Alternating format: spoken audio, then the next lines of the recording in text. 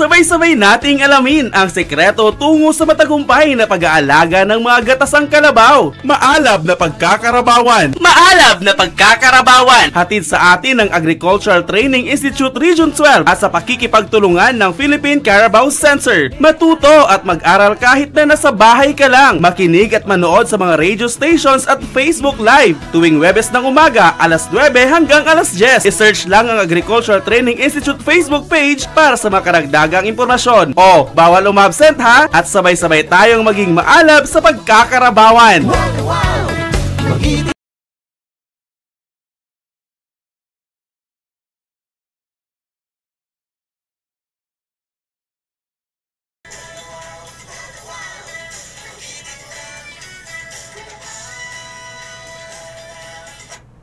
Assalamualaikum warahmatullahi wabarakatuhu. Magandang umaga po sa ating pong mga kakalabawan. Maayong buntag po sa tanan, no, sa atong mga tagapakinig sa ating pong School on the Air on Dairy Buffalo Production for Sarangani Province.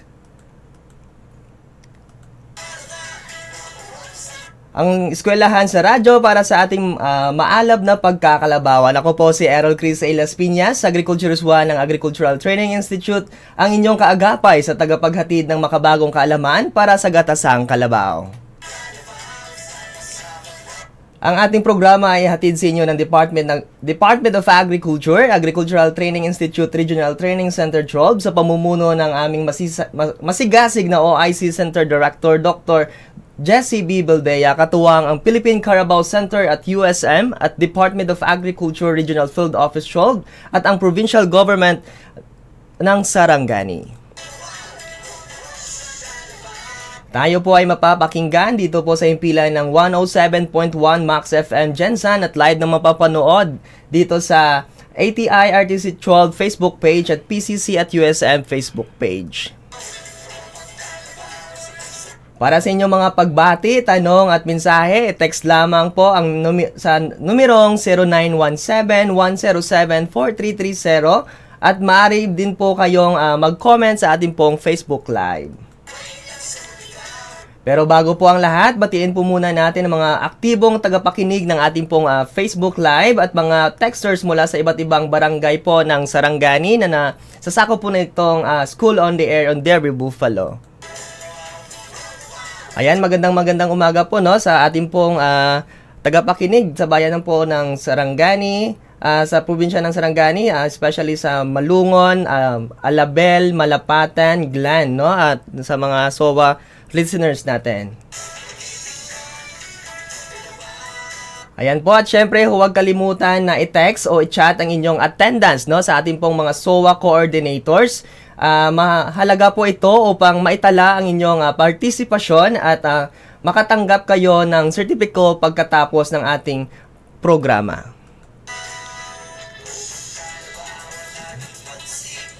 Ayan, so bago po tayo mag-umpisa na sa ating pong episode, mayroon po tayong espesyal na aspeto kung saan po mayroon po tayong gaganaping quiz, no? Quiz number 2 para po sa ating episode 6. So, yung ating quiz po ay nasasakop po nito ang episode 2 kung saan yung health detection and breeding services, episode 4, forage feeds forages or klase ng damo at ligombre, episode 5, feeding different stages, and episode 6, nutrition related technologies. Ayan po, ihanda po ang inyong mga notebook, papel at saka cellphone, no, na para i-text po sa ating SOWA coordinator ang inyong mga sagot. Ayan po, meron po kaming 5 katanungan lamang, no, na ite-text po ninyo. So piliin lamang, no, yung sagot at i-text nyo po, no, sa atin pong SOWA coordinator. So unang tanong, ilang buwan o haba ng pagbubuntis ng kalabaw? A. 300 to 320 days or 10.5 to 11 months. B. 283 days or araw or 9 months. C. 150 days. Ayan, ilang buwan o haba ng pagbubuntis ng kalabaw? A. 300 or 10 months. Letter B. 283 or 9 months. C. 150 days. Number 2. magbigay ng dalawang halimbawa ng mga legumbre or legumes. Ayan po, dalawa lang po, no? Magbigay ng dalawang halimbawa ng legumbre or legumes. Ayan. Pangatlong tanong, no? Ano naman po ang tawag, no, doon sa apat na kompartamento ng stomach ng ruminant? Ayan po, no? Ano po yung apat na kompartamento na tawag po sa apat na kompartamento ng stomach po ng ruminant? Ayan, pang-apat na tanong, magbigay ng tatlong halimbawa ng mga damo or grasses. Ayan po, pang-apat na tanong, magbigay ng tatlong halimbawa ng grasses o damo. Ayan po, pang-limang tanong at panghuling tanong po natin. Ito ay klase ng pagkaing damo na binuburo na may kaunting moisture content na maaabot sa 60 to 70%. Letter A, roughage. B, silage. C, concentrate. Ayan po, panghuling tanong. Ito ay klase ng pagkaing damo na binuburo na may kaunting moisture content na aabot sa 60 to 70%. A, roughage. B, silage. C, concentrate. Ayan po, no? I-text nyo po ito, yung inyo pong mga sagot sa inyo pong SOA coordinator at para po maitala po nila ang mga sagot po ninyo at maipasa po sa amin. Ayan. Ayan po, no? Panibagong araw, panibagong episode na naman ng ating tatalakayin. Ngayong episode 7, ating tuklasin ang mga pangunahing aspeto ng kalusugan ng kalabaw, kasama na ang mga karamdaman na maaring makasama sa kanilang kalusugan. Ang focus ng ating aralin ngayon ay ang buffalo health management at various stages of cattle or carabaos. Isang nakapahalagang kaalaman tungkol sa pagpahalaga ng kalusugan ng kalabaw or cattle kung saan paano natin maiwasan ang mga pangunahing karamdaman nito. Kasama natin ngayong umaga ang isang kilalang eksperto at masipag nating lingkod bayan sa larangan po ng Carabao Health mula sa Department of Agriculture Philippine Carabao Center at USM, isang science research specialist to, walang iba kundi kasama pa rin po natin Dr. Virgilio B. Lopez. Ayan, Doc Balo, magandang umaga po. Malugod po namin kayong tinatanggap dito po sa ating School on the Air on the Air with Buffalo Production. Batiin po muna natin ang ating pong tagapakinig, Doc. Okay. Magandang umaga sa atin lahat, sa mga nakikinig sa ating programa ngayon. At sana makinig kayo mabuti kasi ito ang isa sa pinaka-importanting topic natin para sa pag-aalaga ng ating dairy bupfalos. Ayan, so thank you so much, Doc, sa inyo pong pagbati sa ating pong mga tagapakinig. Ayan po, Doc, no? Alam ko po, excited na po yung ating mga listeners sa ating pong episode 7 kung saan tatalakayin natin yung Buffalo Health Management. So, Doc, umpisahan po natin.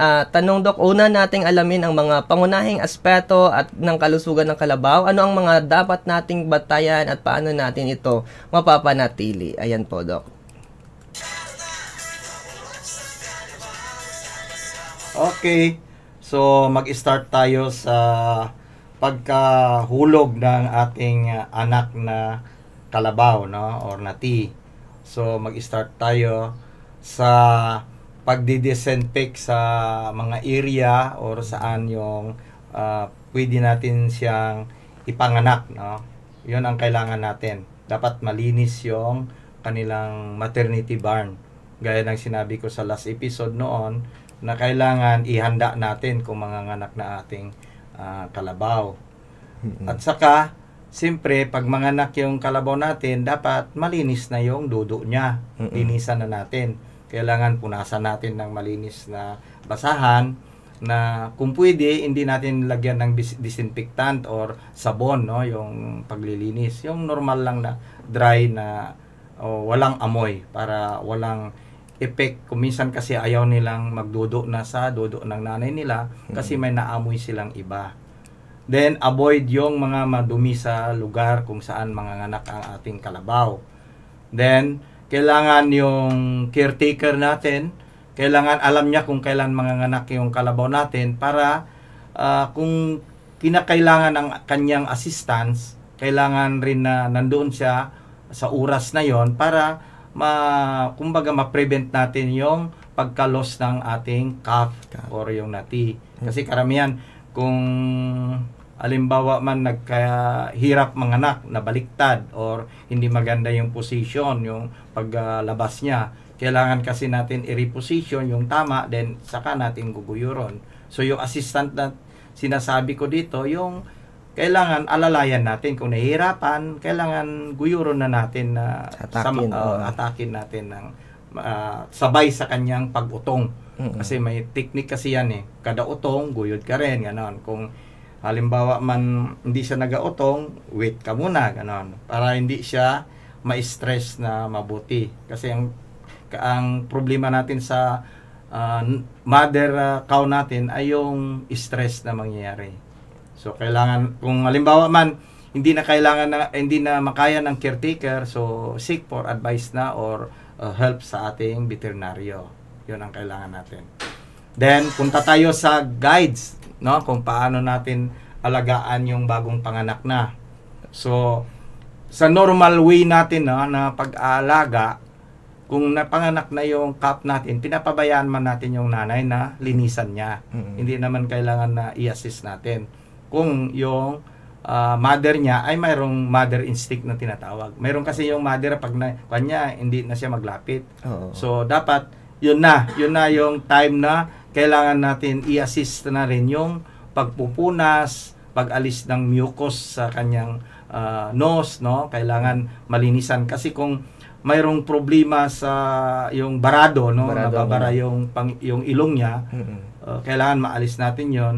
Isang technique kasi yan, itataas natin yung paa niya, yung sa likuran, no, bandang likuran. Okay. Taas natin. Kung may kasama kayo, pwede niya yung buhatin na hawakan yung dalawang paa, tapos parang ikwan niya sa yung shoulder, sa likod.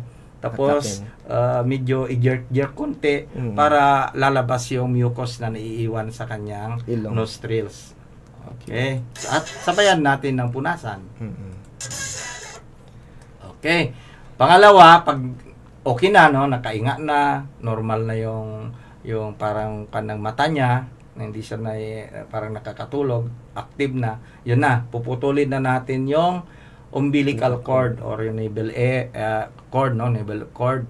So, mga 3 to 5 inches naman yung pagpuputol natin. Mas medyo mahaba para hindi naman masyadong malapit sa kanyang puso. Pag malapit kasi at hindi natin proper disinfection, hindi natin nalagyan ng prevention as disinfection, mangyayari na mas mabilis ang pagpasok ng contaminants. So, mas maaari, Dok, na dapat mga 1 o 2 dangkal. O 1 dangkal, okay na rin yon. Kasi kung mahaba rin, kung minsan maapak-apakan niya. So, 1 dangkal is enough, no?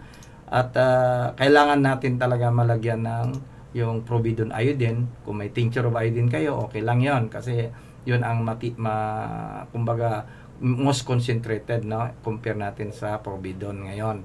Okay. Then, by that time naman, i-assist na natin yung calf na magdudo sa kanyang nanay. Pero sa atin ngayon, ang tinuturo natin sa modern dairy ngayon, iiwalay na natin siya. Gaya ng sinabi ko last episode, na iiwalay natin, ilagay natin sa kulungan na elevated. At doon na rin natin papainumin ng colostrum na tinatawag o paduduin ng colostrum. Paduduin kasi gagamit tayo ng yung nursing bottle. Artificial talaga na pagpapadudo. So, yun ang kailangan natin na gagawin para ang calf natin ay siyempre maging malusog at hindi siya maagang yung magkasakit. Then, sa normal rin natin na pag-alaga sa nanay, kung hindi pa natin siya gagatasan kasi normally hanggang 5 days talaga yan ay colostrum feeding pa sa calf yun. So, kailangan kung tayo sa farmer's level, na tag-isa, dalawa lang yung pinapanganak, karamihan kasi yan pinapastol ka agad. Pastol agad, Pero hindi pa dapat, no. Mga Nandun ilang lang sa kulungan ng yung kung saan siya nanganak. Mga ilang araw, Doc? Dapat Mga 5 days, okay na 5 yan. days. 1 week, sabi na lang natin. Lagyan natin doon yung inumin niya, pagkain na niya, at kung nakita na natin na medyo okay na, masigla na siya, wala na yung stress sa pagpanganganak niya, pwede na natin siyang itugway or i-teeter natin. Dito na rin natin ginagawa yung mamaya, ma-mention ko mamaya, yung paghugas ng kanyang matres or pagpla-plasing. Dito na rin tayo nagdi-deworm. Kasi kung minsan, may recommendation yung mga nagpapabili ng dewormer 2 weeks before, 2 weeks manganak, before. 1 week, ganon, mag-deworm tayo. Kung hindi nyo sigurado yon yung time ng panganganak, huwag na lang. Kasi baka mag-complicate sa anak niya sa loob, mamamatay yon, mag-stillbirth. So, dito natin ginagawa. Ang plasing natin, yung paglilinis ng kanyang mattress, 1 to 2 days. Then after that, 3 to 5 days yun, pwede na natin siyang i-deworm. Sabayan na rin natin yung pagbibigay ng vitamins. Para, kumbaga, sa week na yan, ay may bigay na natin yung karapatang or mga supportive treatment natin sa nanay. At the same time, sinabay na rin natin yung sa anak, na kung saan yung anak, siyempre, bibigay tayo ng tinatawag na yung iron, no? Iron, Or opo. B-complex, pwede B-complex. na rin yun na ibibigay natin. Then, ang isa pa, pag after ng anak yung mother, no? Kailangan yung expulsion ng placenta niya or yung inunlan. Opo. Dapat yun masigurado natin na talagang nahulog yon. So, minsan, may retained placenta na tinatawag, hindi nahulog kaagad. Kung mayroong mang naiwan pa, na pwede pa natin guyuron, ang gagawin natin, kukuha kayo ng tamang-tamang bigat lang na bato, ilagay natin sa silupin. Yung silupin, yun ang itatali natin sa naiwan pa na placenta. At yun, guguyuron niya gradually. Yung weight lang ng bato na yon. So, hindi naman masyadong malaki, no? At least siguro sabi natin mga 300 gram, ganon. Ang laki. Kulang-kulang media kilo para hindi naman mabigat. So, dapat malinis po yung nilalagay do kasi placenta yon baka papasok yung contamination Dapat doon.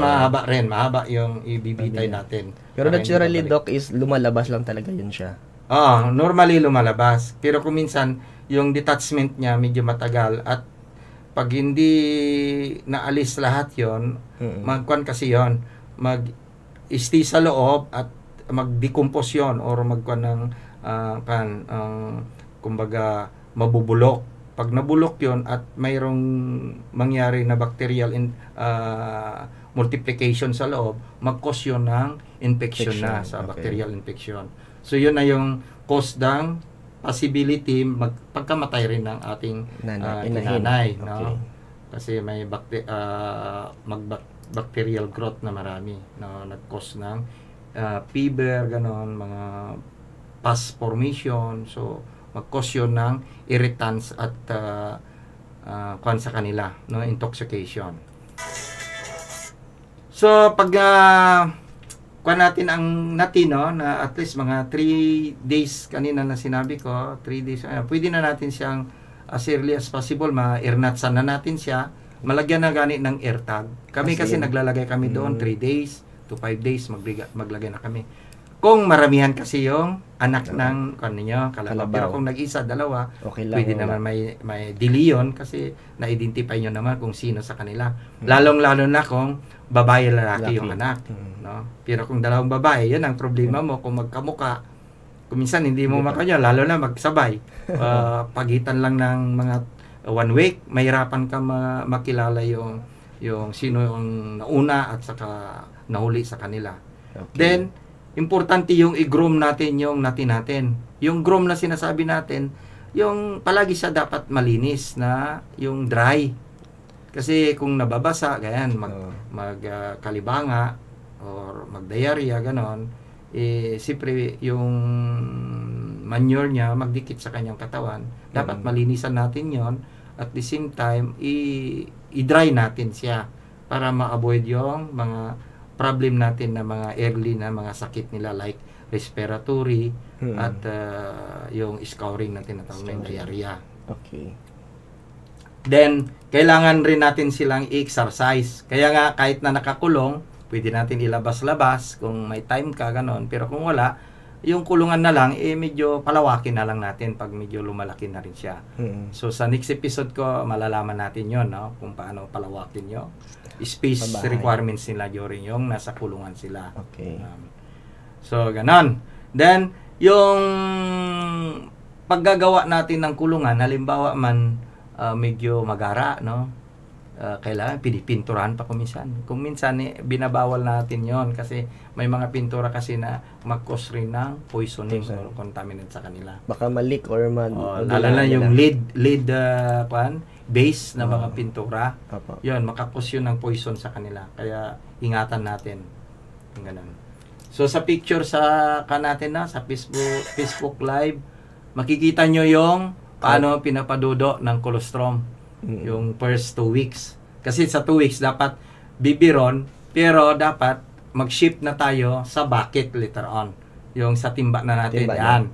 Kita nyo sa picture, pinapainom na sa timba. So dapat 2 weeks after, dapat timba na. Yung 1 week, Doc, is itong malaking bibiron. Oo, kasi 2 weeks is itong timba na. Timba na, dapat hanggang mawin siya sa gatas. Sa bibiron kasi, sinisigurado kasi natin kung naiinom niya ng tama yung volume ng colostrum na dapat nating i-offer sa kanya. So, yung pinapainom dito, Doc, is yung fresh milk galing talaga sa nanay. Yes, sa mother niya. Yung colostrum po, kailangan galing sa mother niya. Bagong panganak kasi yan, yung colostrum na milk ay yung during yung first 5 days niya. Okay. So, yun ang gatas na dapat para sa kanya. Kung halimbawa man may kasabay siya, mahina yung colostrum or volume ng colostrum sa isa, pwede natin paghaluin. Okay.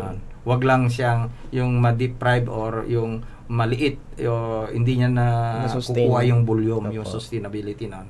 Then after 5 days, pwede naman tayo sa fresh milk na yung kung saan yung may marami ng gatas. Pwede na natin ihalo ito. So, pag hindi po natin nabigyan po ng sapat na gatas itong mga calf natin, Doc, so ano po yung mga deficiencies niya po? Ito, isa ito na nawawalan sila ng mga mineral, ganon. Kasi sa gatas, nakukuha nila directly yung minerals na kailanganin nila. Okay. So, makikita nyo to, zinc deficiency, may copper deficiency, ganon. So, kailangan masupplementahan natin kaagad-agad yon. Then, sa weaning na, kailangan natin ng gradual na pagbibigay, gaya ng sinabi ko sa last episode, ng pagbibigay ng hay, yung fresh grasses na na-chop, yung starter mass, dapat ibigay na natin gradually sa kanila. In replace sa gatas na pinapainom natin na normal na routine, no? From 10% of the body weight, isisiroin natin yon within 4 months. 4 months. Yun. Pag 4 months, win na talaga sila. Wala na silang gatas. 4.5 hanggang 5, wala na talaga silang gatas. Purely hay, concentrate, fresh grasses, legumes. Yun na pong pinapakain sa kanila. Yung normal na pinapakain natin. Yun nga lang, hindi pa lahat i-press na ibibigay. Kung pwede, yung mga semi-dry pa natin, ibilad natin at least mga kalating araw, isang araw, no? Air dry natin para ma-reduce yung moisture. At ma-prevent natin yung pag-scouring nila o yung pagtatay nila. So, bali, Doc, yung sabi nyo po is yung 1 to 4 months ay mayroon tayong may gatas. Na siya. Paridos na hanggang 4 months. Magiging 4 months, 70-30, then 4 months, lockdown na yung parang wala talaga. Zero-in na natin. Zero-in na siya, okay. Kaya, solid na lahat ay pakain natin. Concentrate, hay, at saka yung mga dried grasses natin. Okay. Pag win na natin yung kalabaw natin, kailangan mag-undergo sila ng, ito naman is mga optional naman actually. Yung dehorning, ginagawa namin yan sa mga babae. Sa lalaki, hindi namin dehorn ang lalaki dahil lang nga yun ang kumbaga yung natural nila, yung parang aesthetic or yung itsura nila. masculine sila makita. Attractive sila doon, kumbaga. Sa babae kasi inalis natin kasi iipitin natin sa gabal kasi yan pag iipit sa ulo nila during milking. Kaya inaalis. Kaya yung walang sungay mas magandang i-handle. Then ikakastrate na natin yung undesirable ball. Halimbawa man, yung ball na yan ay product lang ng upgrading natin. So hindi pa yun pwedeng breeder yon. So pwede natin i-castrate yon for fattening na lang. Fattening purposes. Hindi na for breeding. So yun po ang dapat natin gawin. No? Sa Cup Health Program, gaya ng sinabi ko kanina, i-review lang natin. Disinfection of nibble of the calves, no? Kailangan natin after birth, yun sinasabi ko, lagyan ng povidone iodine or tincture of iodine. Then colostrum feeding, yun na, nabanggit na natin kanina na ang colostrum feeding after birth at least 5 days to 10 days, no? 5 days kasi yung talagang pinaka-concentrate nito. Provision of proper nutrition and mineral supplementation. Yung kanina, no? Kailangan mapakain natin sila ng tama para ma-avoid yung tinatawag natin na deficiency during yung stage nila na weanlings. Okay. So, yung pagdidiworm naman natin, isa ito na parang routine ko natin na binibigay sa ating calf. 7 to 10 days, nagdidiworm na tayo. As part of the result sa ating research talaga, na as early as 10 days pala ay may matured worm na sila. Lalo na yung worm kasi na yung tinatawag natin, pwedeng na transfer sa nanay or pwedeng na acquired niya sa environment. Sa kung marumi ang environment, no, doon lang yung manure, hindi na alis.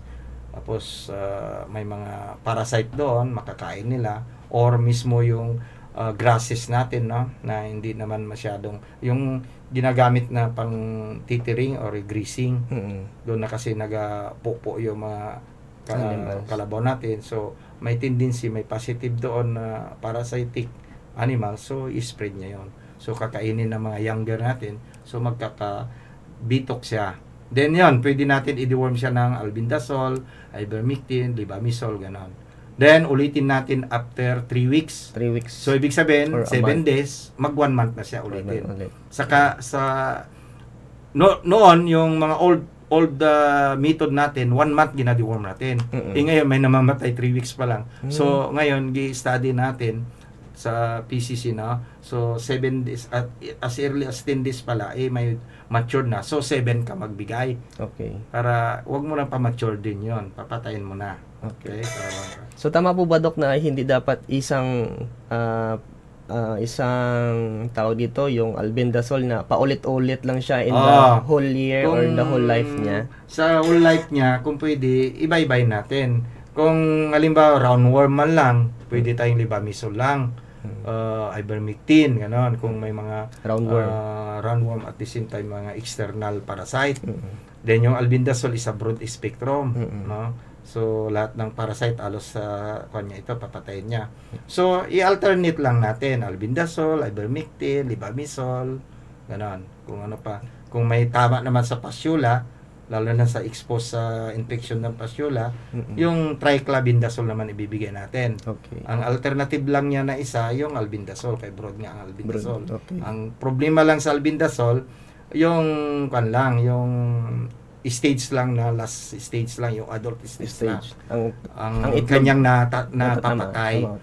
Yung mga early stage hindi niya kaya ang pinaka maganda sa tricla, lahat ng stage ng fasciola infection.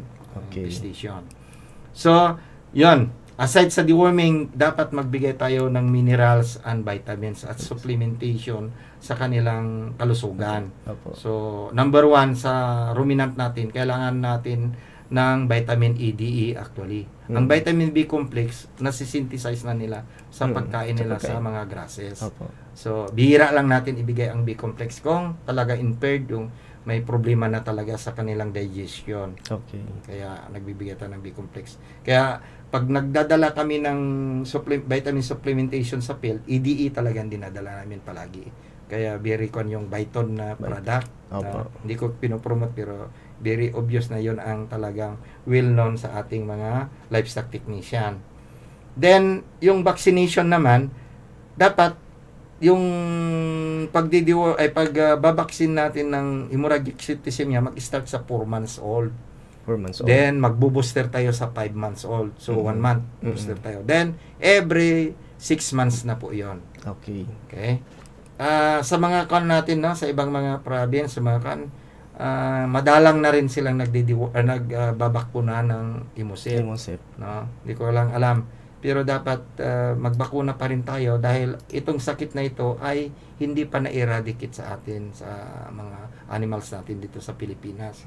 At saka ang bakterya na ito kasi is normal commensal or nandyan lang ka sa katawan nila. Pag nag-weak yung hayop natin, papasok na ito, lalabas na itong sintomas niya na siya pala yung bakterya na tumatama.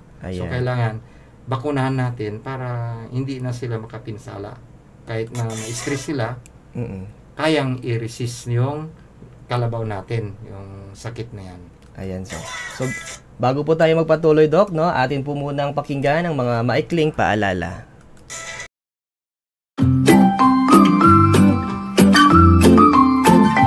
Love, parang ang saya mo yata ngayon Oo, love. Nakita ko kasi sa Facebook page ng ATI-RTC12 na maliban sa natural na proseso, meron din palang ibang paraan upang mabuntis ang mga alaga nating baka at kalabaw. Talaga ba, love? Paano? Ganito kasi yun, love. Meron ng artificial insemination na pwedeng i-apply sa mga inahing baka at kalabaw. Ano naman ang mga benepisyo na pwedeng makukuha doon, love? Ang artificial insemination ay isang proseso na tumutulong sa pagpaparami ng ating alagang hayop. Pinapataas din ito ang produksyon ng gatas, naiiwasan ang posibleng mga sakit at pinapanatili ang mataas na kalidad ng mga baka at kalabaw. Wow, love! Marami ka talagang natutunan sa programa ng ATI-RTC 12. Para sa karagdagang impormasyon, i-follow lang ang Agricultural Training Institute 12 Facebook page.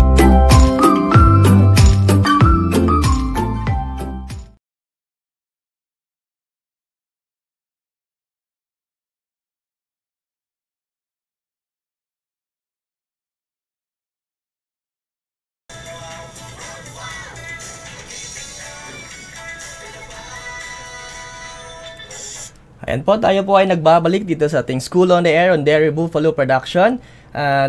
Tayo pa rin po ay napapakinggan dito sa himpilan ng 107.1 Max FM radio station Gensan. Ayan po, at kasama pa rin po natin si Dr. Virgilio P. Lopez, no? Ang ating pong topic on Buffalo Health Management and Different Diseases. Ayan po, balik po tayo sa ating pong topiko kung saan po tinalakay dito ni Doc yung deworming, mineral, vitamins, vaccination, at ngayon naman po ay yung pagwawalay na po. Ayan, Doc.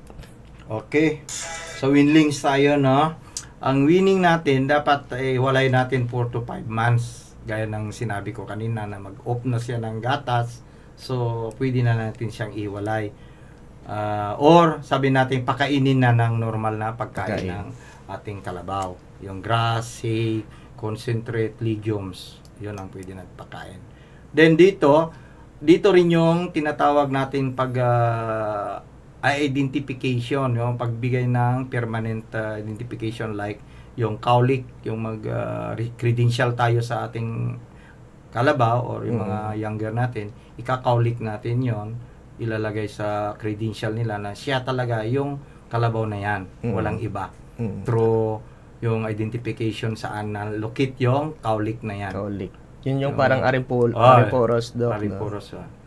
Okay. Or branding, pero ang branding kasi hindi na gina-advise ngayon, binabawal na rin. Okay. So ang ginagawa natin ngayon sa PCC, nag-ear tag at bolos. Okay. Yung bolos naman inilalagay, pinapalunok sa kanila, then mayroon tayong RFID reader. Yung parang ganyan, Doc, na pinapascan, parang scanner scanin siya. na lang niya sa tiyan, no? May-scan sa tiyan, malalaman na natin na siya yan. Kahit anuhin nyo yan, kung hindi nyo katayin, hindi nyo mawawala yung bulos. Kaya yan, anti-tip, no? Yung pagnanakaw, gano'n, kaya alisin nila AirTag, pero sa slaughterhouse, pwede natin silang mahabol na i-identify na hindi sa kanila yon. Okay. So magandang teknolohiya yun, Doc, no? Pinapakain yung maliit na chip or yung bolos doon sa parang maliit na battery, no? Yung ginaka natin. Sobrang liit yan, Doc, no? Hindi rin. Malaki rin yan. Parang itong intuturo natin kalaki. Ganyang kalaki. Okay. Made of ceramics. Hindi yun na nagbabypass sa kanyang umasom. Okay. Hanggang reticulum lang siya. Okay, walang epekto yun sa health. Walang epekto na yung obstruction, gano'n, wala. Na-design talaga nila na hindi makapinsala sa kalabaw natin or baka. Wow. Okay, so sa weanlings, tapos na natin, sa growing na tayo. So, sa growing, isi-separate na natin yung growing stage kasi yun na yung yearling.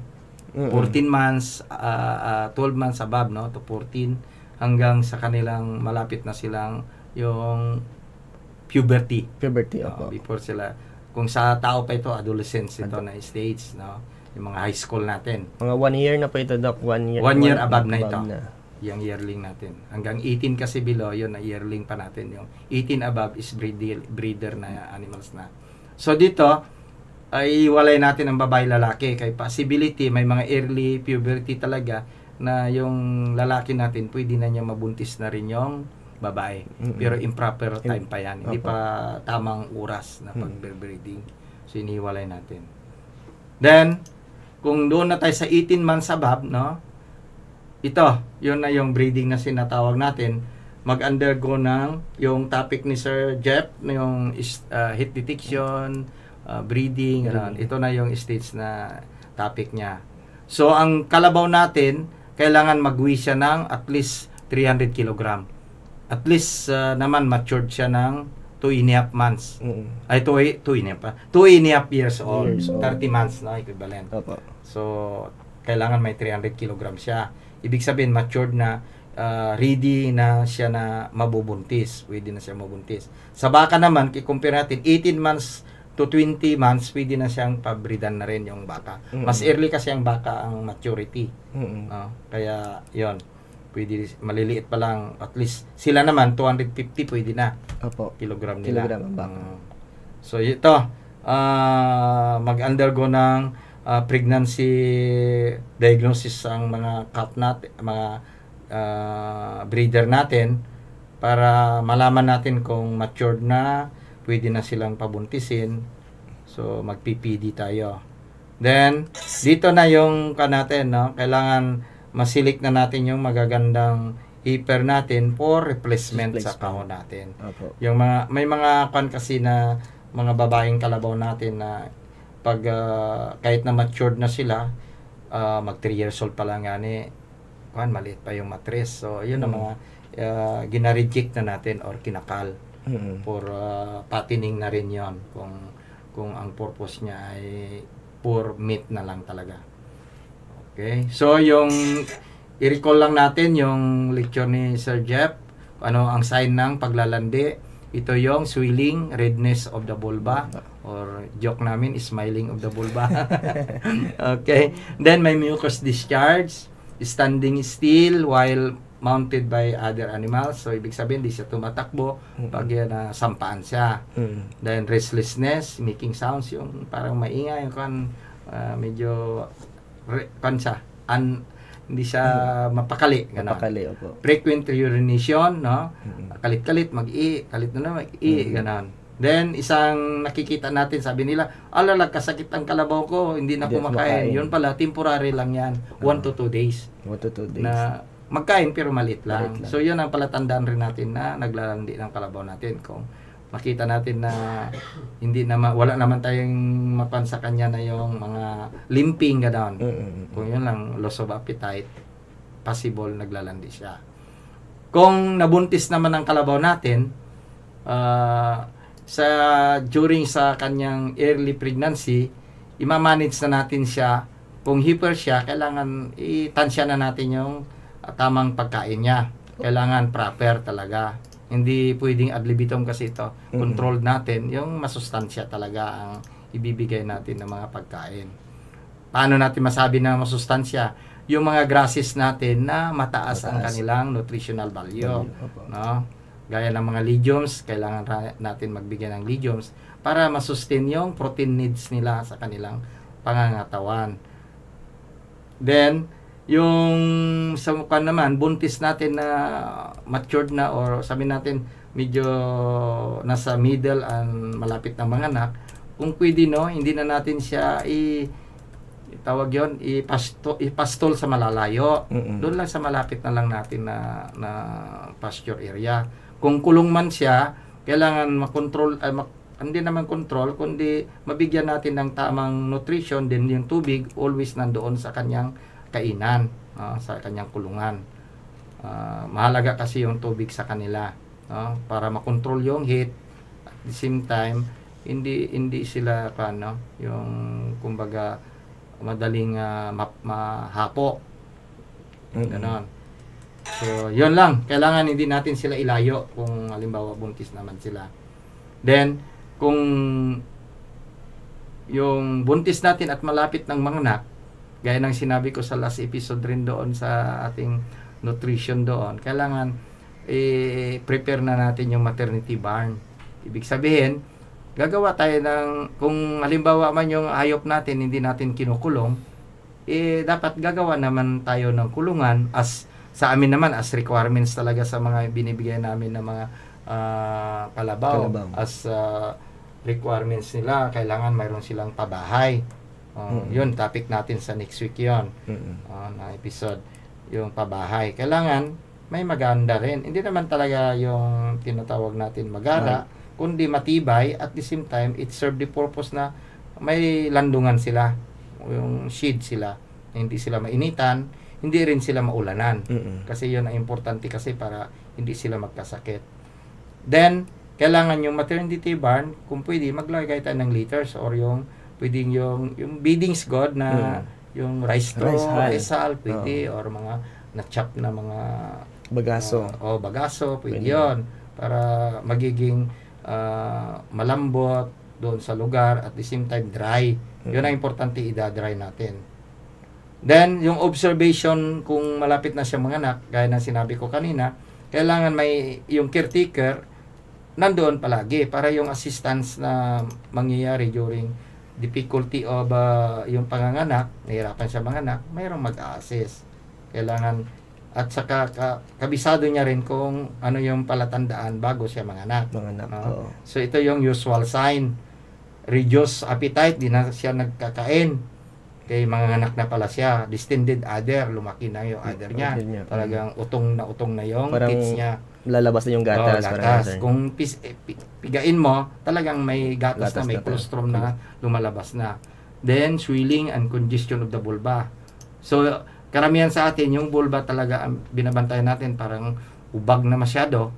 Parang namamagana siya. Yun, yung watery, yung parang fluffy, no? Yung malambot masyado. Yun na yung palatandaan natin, malapit na ito. Kung may mucus discharge pa sa genitalia niya, yung water bag na sinasabi natin, dalawa kasi yan, first and second bag, no? Yung first, yung palatandaan natin, yung second, yun na yung nakabalot sa kanya. So kung biak na yung first bag, kailangan siguraduhin natin yung second na pagbuto, kailangan lalabas na yung cup, or else madadry ito at magkadisto siya. Yung sa loob. Kaya yun nga, kailangan natin kung lumabas yung paa, tapos pumapasok, labas, pasok, within an hour, ay may dystocia na nangyari. May difficulty na ng panganganak. Kailangan guguyuro natin ito. Alalayan na ng caretaker. At sabayan yung pag-utong niya. Kaya sa picture, kung nakikita nyo sa Facebook Live, no, tingnan nyo, mga tali pa, dalawa pa. Ilan yung maguguyod? Marami, no? Kasi ang layunin natin actually sa ganito na pagtulong, first, may palabas natin yung cup na hindi rin damage yung cup o buhay pa yung cup. Pangalawa, kung hindi na talaga, kung namatay na, kaya napabayaan na, hindi na hilak agad, kailangan ilalabas natin yung cup or else mamamatay yung nanay. So, loss na natin yun kung namatay ang nanay. Kaya sabi nila, bahala na namatay yung cup, wag lang yung nanay. Kasi may chance pa na makarecover yon, manganak ulit. Ganon. Then ito, restlessness, makita niya talagang uneasy siya. Sige, yung paa niya, yung mannerism na parang mag-ukay-ukay siya ng kanyang pag-anakan. Mga ganon. Paano yan? Sign na yan ng panganganak. Okay? So, isa-summarize natin ang animal health na ginawa natin. No? So, na-mention ko yung uterine flushing during yung panganak, 1 to 2 days, kailangan mag-undergo nito.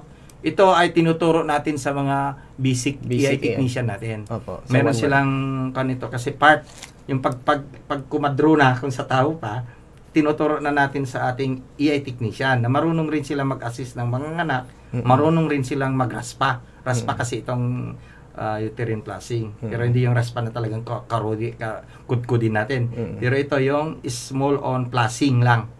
Lilinisan natin yung mattress para after 42 days, normal na naman yung kanyang mattress at ready to EI sa 64 days. Yun ang mga schedule 63 days to 64. So 2 buwan lang to pwede na siya mapapastahan dalawa na ulit. Siyang mabreathe after birth. Then, yan, disinfection of the navel of the calves, no? Immediately after birth. Yun sabi ko nga, pag naputol sa kadangkaw or 5 to 6 inches, putulin natin, isawsaw natin sa kan. Isok natin sa Providon iodine para sure na walang papasok na infection. Then, colostrum feeding, yung pinaka-importante after birth, at least 5 hours after birth, dapat mapainom nyo. After 5 hours, possibility, baka hindi na i-absorb. May problema na tayo. Karamihan yan, ginagawa namin na before 5 hours, dapat nakadudo na yung napi. Yun rin, yung after birth rin natin na tinatawag, yung placenta na expulsion, dapat after 5 hours, dapat lalabas na yun. Kung hindi lalabas yun, ibig sabihin may retained placenta na nangyayari. Yun nga, sabi ko, pwede natin bitinan, pwede natin ipaguyod sa mga technician natin na may alam.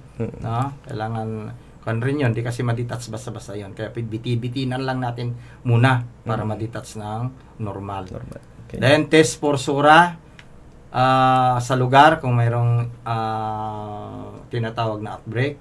Then, prophylactic dose kung mayroong tama doon sa area. Sura kasi ang common dito sa South Cotabato, North Cotabato, at may tama ang Agusan. Agusan and then sa, ano yung tawag doon na Caraga region. Yun, may tama sila doon. Meron rin tayo dito, no, sa Cotabato.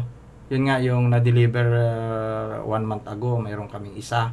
Kaya, walang problema sa PCC kasi ready kami sa drug na yan. Mayroon kami palagi. Kasi sa ibang lugar kasi yan ang pinaka-problema talaga. Madaling mamatay lang talaga yung hayop natin. Lalo ng kabayo, pwedeng 100%, lahat ng kabayo mamatay yan kung hindi magapan. So, isa pa na palatandaan sa isang lugar, sa barangay, pag maraming namatay na kabayo, blood test talaga yan. Pag sura, dapat mag-mass treatment na sa lugar na yan. Or else, mauubos yung mga susceptible animals, yung pwedeng matamaan. Okay. Okay, yearly picalysis, yun ang gine-recommend namin. Yun nga, nag-iikot kami sa mga dispersal animals namin at least once a year. Maka-picalysis kami. At the same time, based sa picalysis na sinasabi natin, yung result doon, yung picalysis, yun po yung pag-test ng parasite sa manure nila. Kuha tayo ng manure, then subject for natin sa test sa picalysis ang term. Pag positive ng malalaman natin kung pasula, di try lang ibigay natin. Pag halimbawa mga roundworm, common roundworm, mga flat lang natin diyan, pwedeng makaya ng albendazole natin, kanon, or ribamisol kung kan. Then kung may mga external parasite, ang ginagamit natin ang common yung ivermectin para broad external ang internal natin problema mawawala. Then hindi natin kalimutan ang hemorrhagic septicemia na kung saan at least twice a year talaga tayo magbakuna every 6 months, no? Then test for other diseases na bakit ko na pa na edit diseases. So ano ba yung other diseases? Brucella, TB. Ginagawa yan namin yearly. Actually, ang TB, dapat lahat ng animals natin na ginadisperse na buntis ba o mabubuntis na yung mga breedable na, dapat ma-test na namin.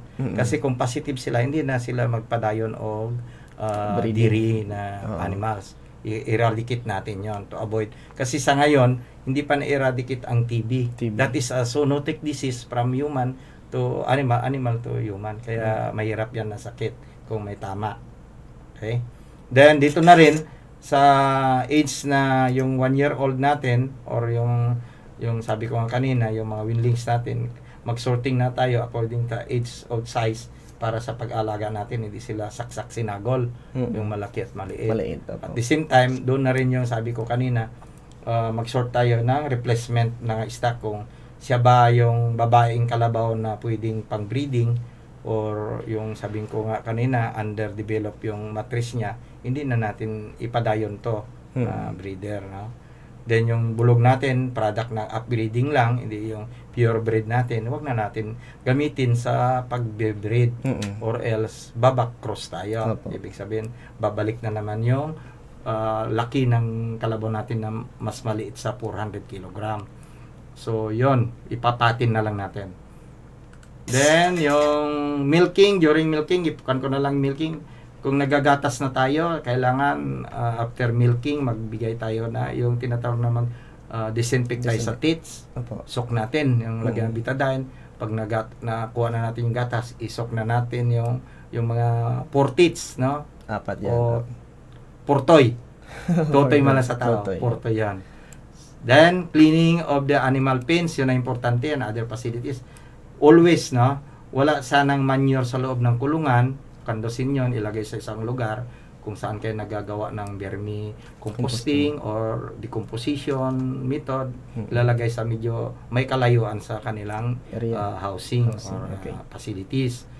Then, ang pinaka-importante sa ating health talaga ay provision of proper nutrition and mineral supplementation. Yun man talagang bottom line para hindi sila magkasakit. Kung tama yung nutrition na binibigay, at the same time may mga mineral supplementation na routine na ibibigay natin at least once a month, okay naman yon.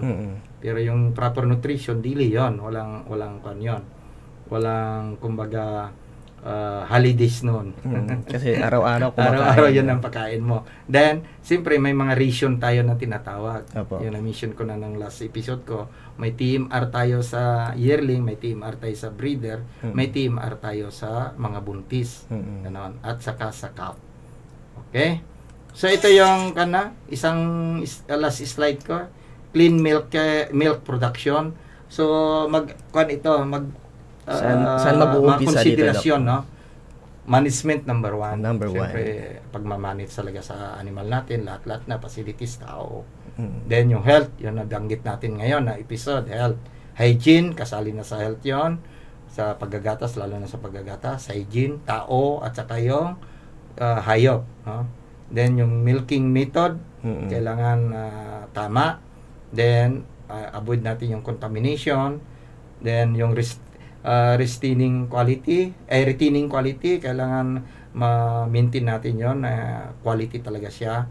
Yung environment naman, siyempre, kailangan malinis ang kapaligiran natin. I-avoid natin yung contaminants doon. Feeding, yon proper nutrition na sinasabi natin. Yung breeding, tamang edad sa pagpapabreed, at saka yung weight. Housing, topic natin next week, na dapat proper or tama yung space requirements kada kulungan para to avoid overcrowding. At the same time, kung pabahay man ito, dapat matibay yung bahay na kung uulan, kunting bagyo, kayang-kayang i-resist niya. No? Hindi naman sinabi na yung mga luxury na gagamitin natin like mga pipe, mga steel, ganon. Pwede naman mga kugon, mga nipa na gagamitin, bamboo, round timber. Pwede naman yon actually. Hindi naman kailangan mag-ara. Ang importante lang matibay at tatagal rin sana. Okay? So, hanggang dito na lang. Thank you sa mga nakikinig. Sana may nakuha kayong learning na naman po ngayon.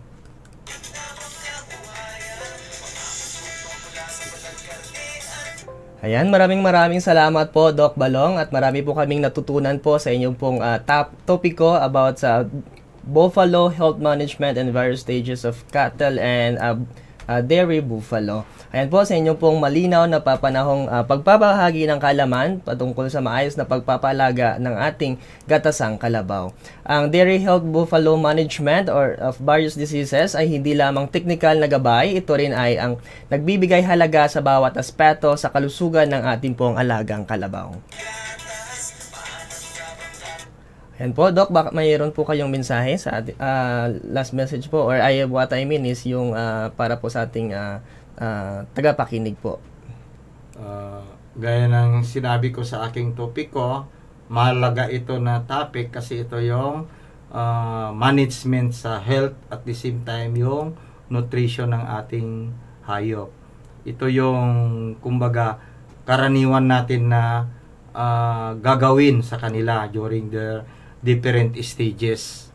Kaya sana may nakuha kayo talaga na learning nito. Okay. So muli po, para po sa mga tanong, huwag pong mahiyang mag-text po sa ating pong numerong 0917-107-4330 o mag-comment po sa ating Facebook Live, at huwag din pong kalimutan i-like at i-follow ang ating pong Facebook group, no, on Dairy School on the Air on Dairy Buffalo. At para po sa mga karagdagang materyales, maaari po kayong bumisita sa ating online e-learning courses sa www.e-extension.gov.ph. Muli po nating tandaan, magkakasama tayo tuwing Huwebes 9 to 10 a.m. sa himpilan po ng 107.1 Max FM at General Santos. At syempre, isang maligayang bati po sa ating pong mga kakalabawan na nagdidiriwang ng kanilang pong kaarawan ngayong araw, at sa mga tagapakinig po natin, nawa po ay patuloy kayong pagpalain ng ating buong may kapal at mabigyan ng malusog na pangangatawan at ligtas na pamumuhay at sa masaganang pagkakalabawan. Ayan po, no, abangan po sa susunod na episode 8 on August 28, 2025, kung saan tatalakayin natin ang Lesson 7, Proper Housing of Calves and Adults, no? At makakasama pa rin po natin dito si Doc Balong, Dr. Virgilio P. Lopez, Science Research Specialist 2 ng Philippine Carabao Center at USM. Sa pagtatapos, ang ngalan po ng aming katuwang sa programang ito, sa aming pong Agricultural Training Institute Director Engineer Remelin R. Ricoter, MNSE CESO 3, Deputy Director Antonieta G. Arcejo, OIC ISD Chief Ma'am Pamela Mapala, Governor Rogelio Pacquiao of Sarangani Province, and Provincial Veterinarian Dr. Amor R. Erlibaso, and our OIC Center Director Dr. Jesse B. Bildea, and ating pong partner sa ating pong Soul School on the Air sa Department of Agriculture, Philippine Carabao Center at USM, headed by Dr. Geoffrey R. Atok, at sa ating pong Regional Field Office 12, Department of Agriculture, Regional Executive Director Sir Roberto T. Perales. Ako po si Elvis Las Piñas, ang inyong kakalabawan na lagi nagpapaala basta may alam, mayan at kita sa gatasang kalabaw. Hanggang sa susunod na episode, paalam. Assalamualaikum warahmatullahi wabarakatuh.